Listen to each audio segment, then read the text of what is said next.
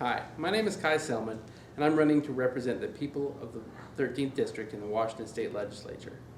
I wanted to take a minute to introduce myself and tell you some stories from my life that have shaped and impacted how I see the world and my philosophy, and why I think that is exactly what our district needs at this point in history. When I was about 11 years old, my family was camping up in Baker Lake. I have a sister that's 2 years older than I, and she and I decided to take the raft out on the lake. The rest of the family was out fishing. So we got out there and had made our way about halfway across the lake when the rest of the crew came back in because a storm was brewing. They told us we better hurry up and row in. Well, we started rowing, but the wind caught up with us pretty quick. So my sister was rowing with all her might and trying to get us back to shore, but the headwinds were just too strong. They just kept on pushing. And I decided maybe I was the boy. I could do it. So I took those oars from her and I started rowing as hard as I could. But the headwinds were just strong, and we just kept on going further and further from shore. Now, this is one of those places where it's got the tree snags that are in the ground, and we're in a little rubber raft, and the tree snags are coming closer and closer as we're drifting across the water. And after 3 or 4 times of fighting over who was going to control the oars, finally I put my hands on top of hers and said, "We'll row together." And we started pulling together. And the combined strength of, an 11-year-old and a 13-year-old actually was enough to start making progress against those headwinds. We rowed for about a half hour. We were probably half mile an hour making progress back toward shore. But by pulling together, we were able to get there.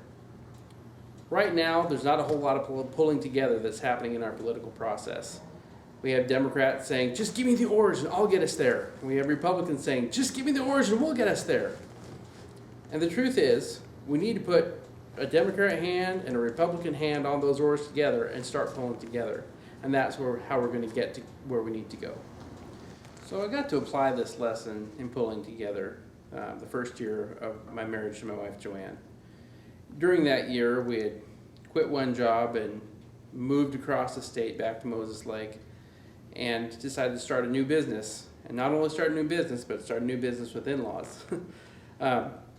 What could possibly go wrong? Right? What we figured out a way to do was really work with everybody's strengths to actually move our project forward. To get something going with very little capital and with very little experience was a high task.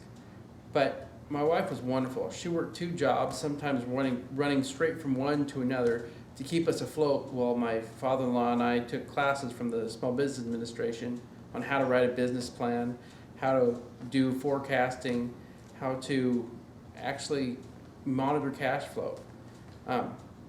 And with his wealth of experience and my youth and vigor, we were actually able to get something off the ground and going.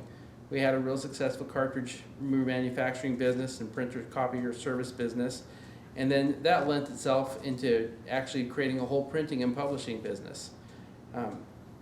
All that was possible because we worked with each other's strengths, and everybody was able to put their own egos aside and work together to accomplish a common goal. So more recently, I've had to use this lesson in how to get people to pull together when you're in an adversarial position. So as a builder, I get to deal with figuring out how to get permits through and figuring out how to get inspectors to approve what we want to do and how to actually get our projects done.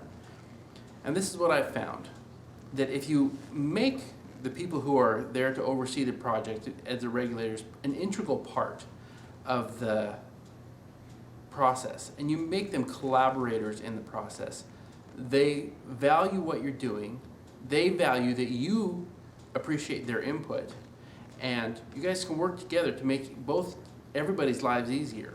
By this point, I have a pretty good idea what's involved in getting a project done.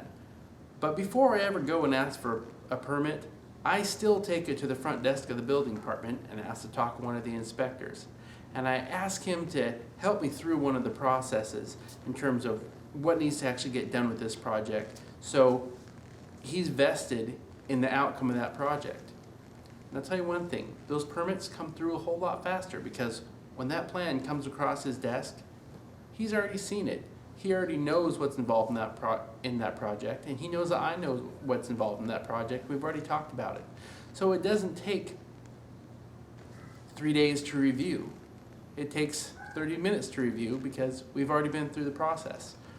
Making him a collaborator in that project gets it done and makes his job easier because he knows that we're on the same page and we're on board with getting the project done right. This approach to dealing with regulatory agencies is actually a really good segue into our next section, which we'll be talking about the well moratorium that's going on in Upper Kittitas County and how that came about and what we can do to resolve it. So tune in next time.